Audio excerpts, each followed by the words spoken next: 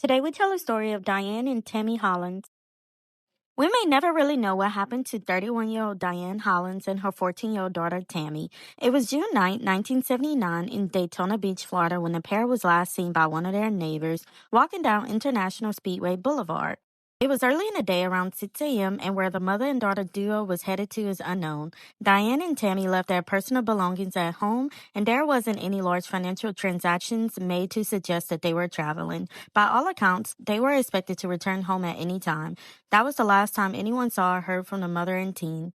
People grew concerned for their safety after Diane didn't show up for work the next day and Tammy never arrived for school. Diane had separated from her husband and Tammy's father, Alfonso Hollins. However, the family of three was still living under the same roof. That didn't stop Diane from dating because her sister Loretta Robertson told news reporters that Diane was in a relationship with a man named Ben Ponder. 2 days after Diane and Tammy vanished, Alfonso reported them missing. Here's where things get interesting. 7 years after the mother and daughter went missing in 1986, human remains was found in Screven County, Georgia. It's described as a rural area not far from Savannah. A coroner determined that the remains belonged to a woman between 20 and 40, but that they could not identify the Jane Doe.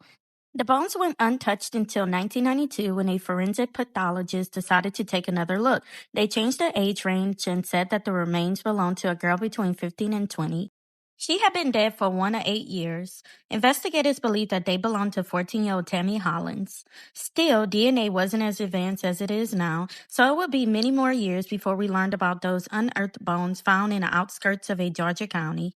It wouldn't be until 2013 that we will learn that the remains found in 1986 were indeed Tammy Hollins. However, Diane Hollins is still missing. Due to the updated status of Tammy's case, she's presumed to be deceased. Ben Ponder's Diane boyfriend at the time she vanished died in 2009. He was the chief suspect in the case, and investigators were able to question him before he passed away. According to reports, he did not involvement in Diane or Tammy's disappearance. Police believe he was responsible because he had family ties to Screven County, where Tammy's remains were located.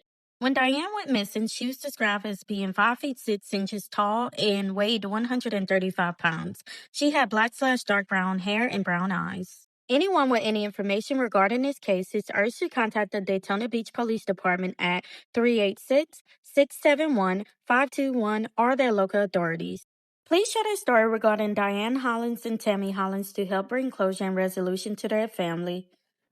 Their lives matter. If you made it this far, thanks for watching. Until next time.